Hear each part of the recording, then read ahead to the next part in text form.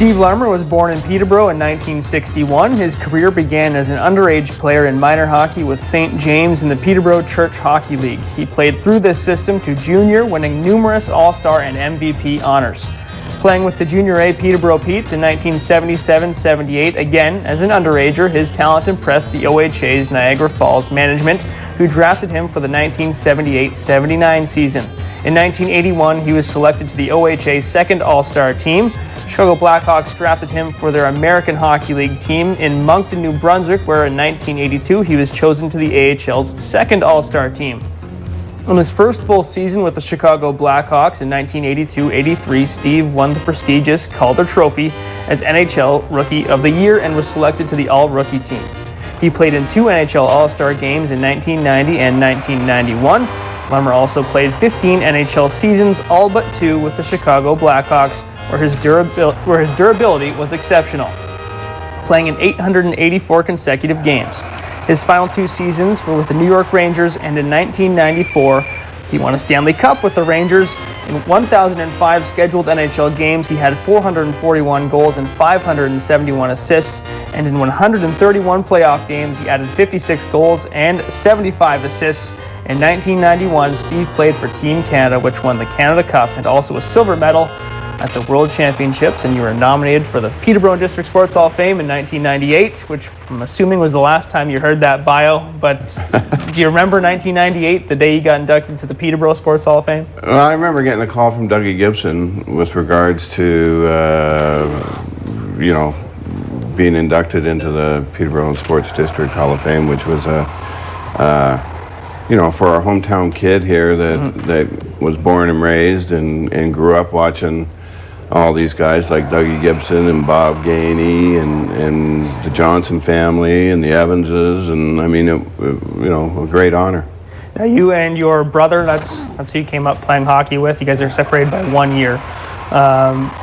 Where did it all start for you guys?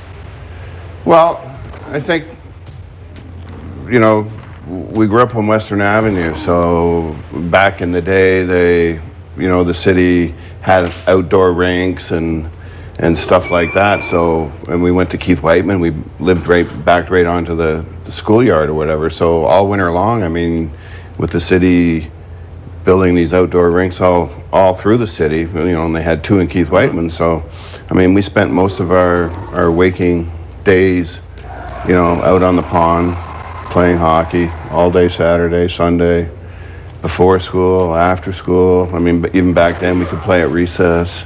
So we spent a lot of time, outside playing. Were there times that you guys had to pull yourself off the ice, or was it always your parents or another parent kicking you off? Well, Mom would always flick the light at the back door, and when it was time to come home for dinner, or it was getting late and we had to get up and go to school in the morning. So that was always the light switch going off and on. That's better than a cowbell. It's pretty good. Yeah, it's hard to hear when you got a toque on and you're focused. Now, you and your brother also, you kind of developed, you're both goal scorers. Where do you pick that up on the pond? Well, I think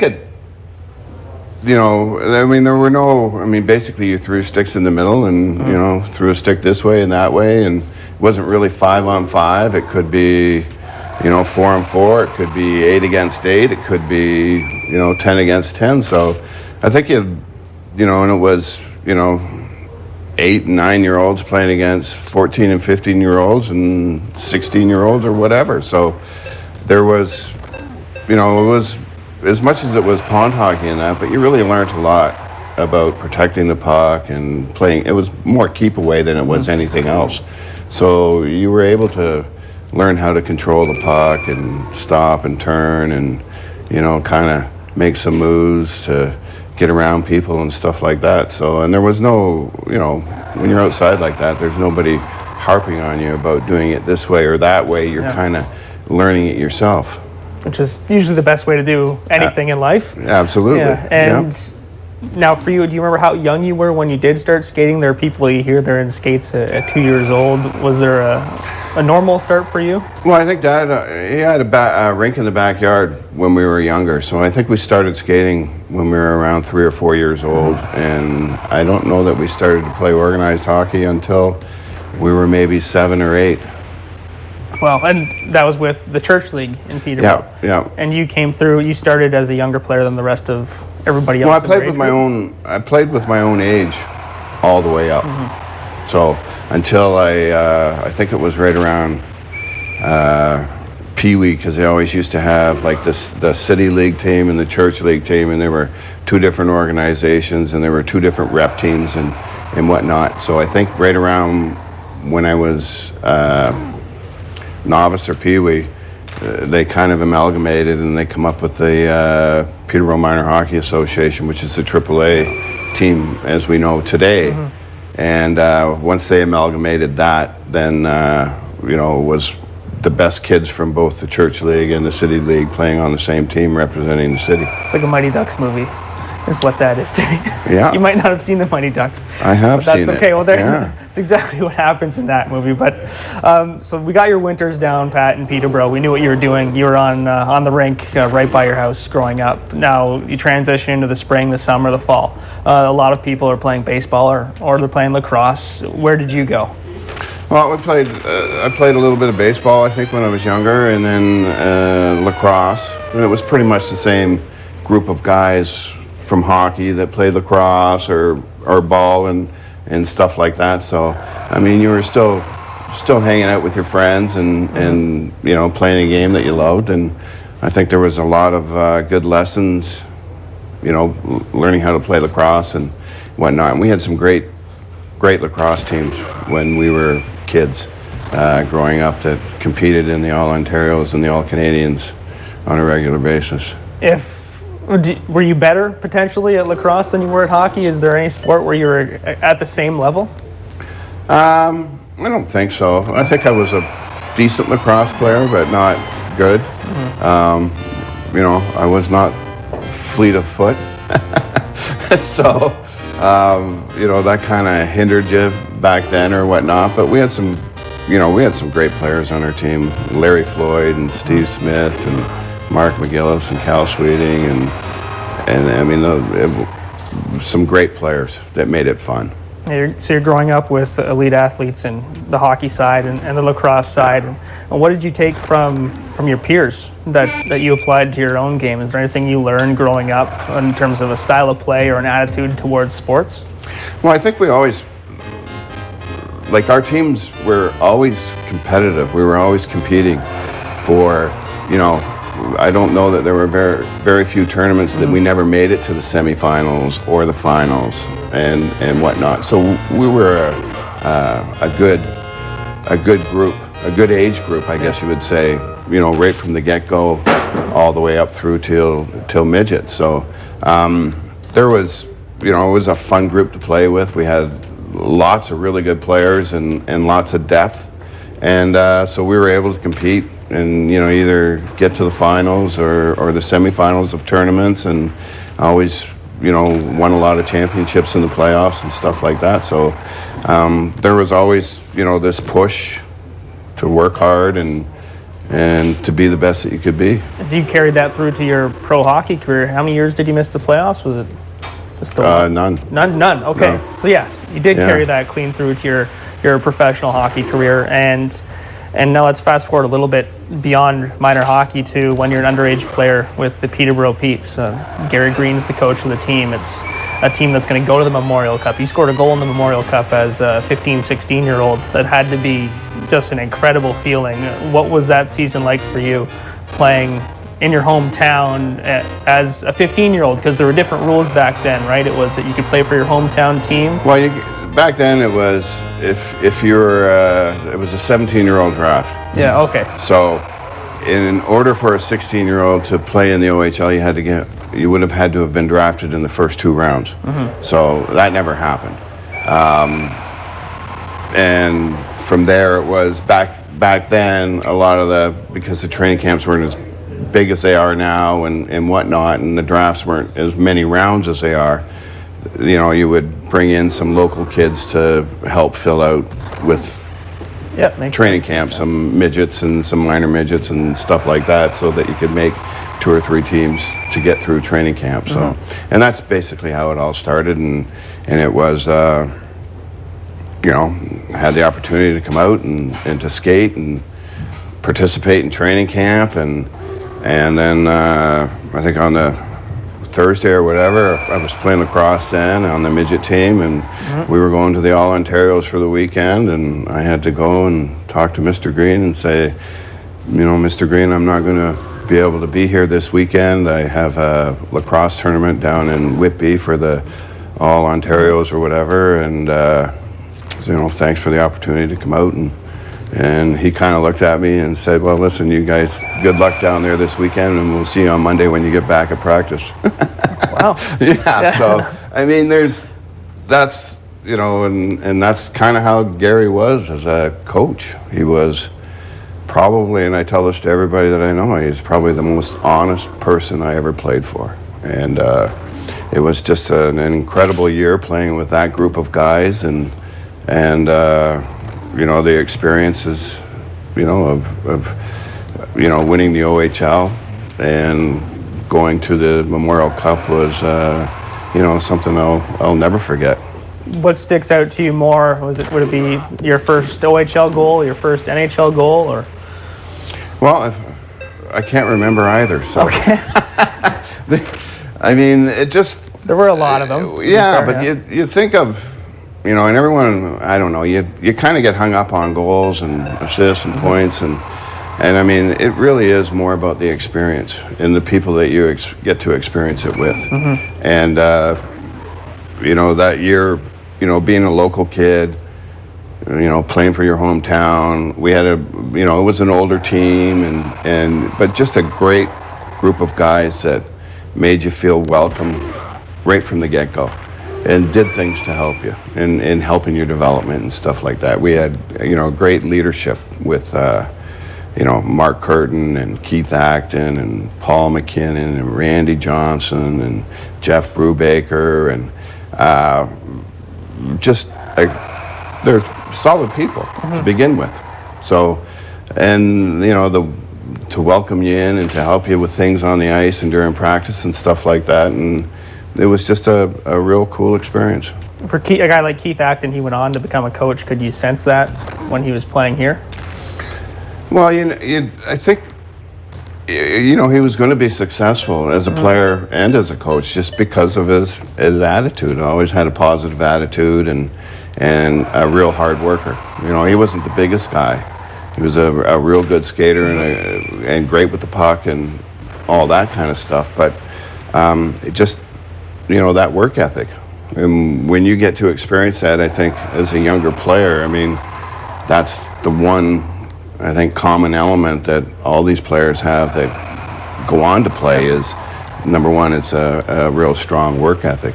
And that, I'm guessing, came from Gary Green, who had those three great years. You got to watch on from a distance when the team won the Memorial Cup the next year. Yeah, the next year, yeah. What was that like for you to have played with those guys? Like, there wasn't an option for you to stay because you get drafted by Niagara. Yeah, I got drafted by Niagara.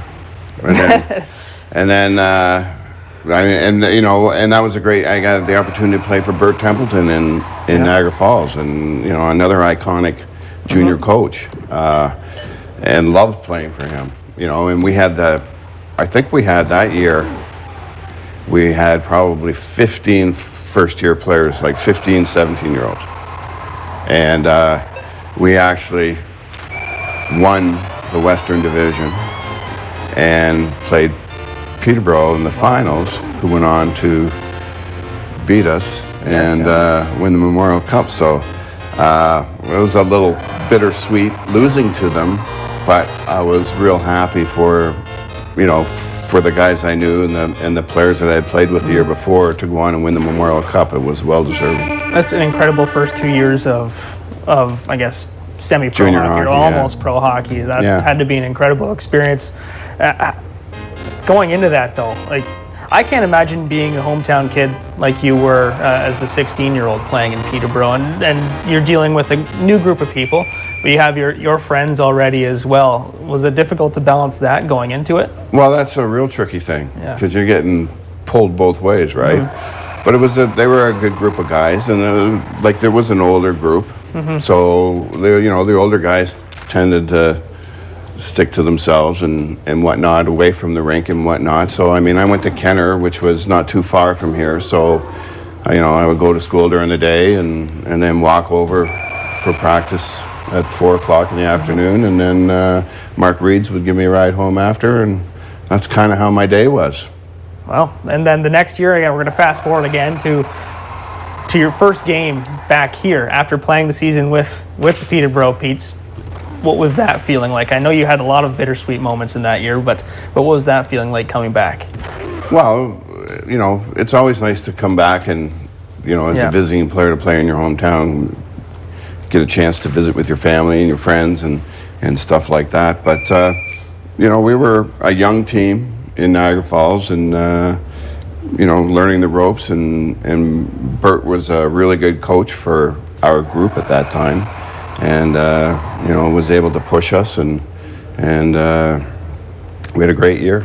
Yeah. It was fun. It's always fun to come back and play, and, especially when we had a young team, and it's hard to play in this rink with the square corners. Mm-hmm. And that's, it's hard. Yeah. And I had a little bit of knowledge about that, so, there were some times I think where I could get away with cheating a little bit more because I knew what the bounces were going to be.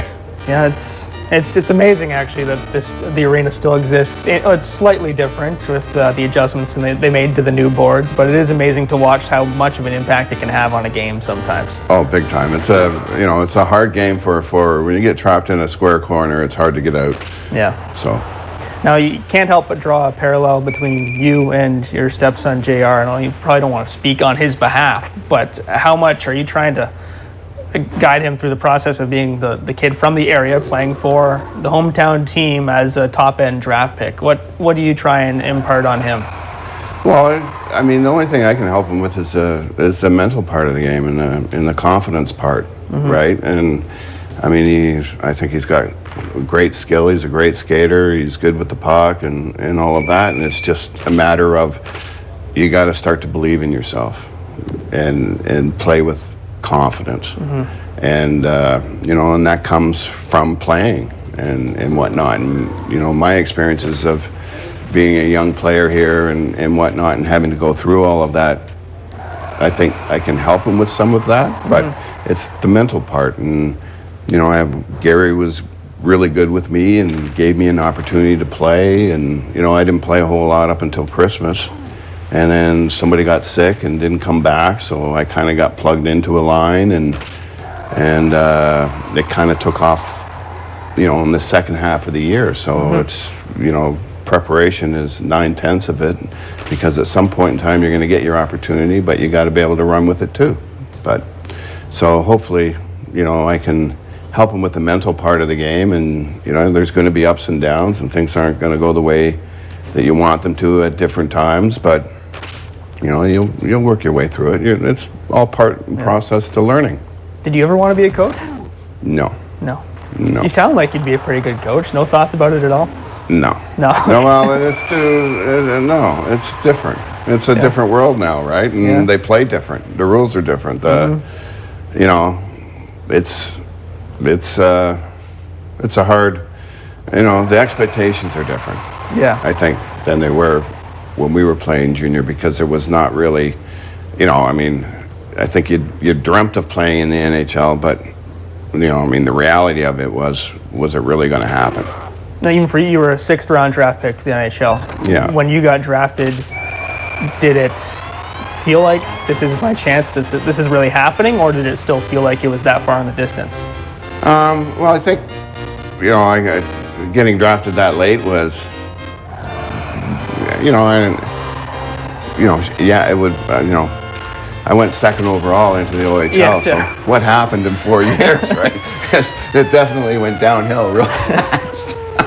But, there are, things about your game, I think, that you're always trying to work on, and, people don't like this part of it or that part of it and whatnot. So, for me, it was, you just keep working and doing what you're doing, and at some point in time, somebody's going to believe in what you're doing, right? And I've always had that with, first with Gary Green, and give me the opportunity to start my junior career here in Peterborough, and Bert Templeton, had a big influence on us in our first year in Niagara Falls, and then getting drafted to when I got drafted to Chicago late, and I had the privilege of playing with Stevie Ludzik in Niagara Falls for 3 years, and he had gotten drafted to Chicago too. We both went there in the same year and whatnot, and so it was nice to be able to experience that with him. And then we went down and we played in the American League, and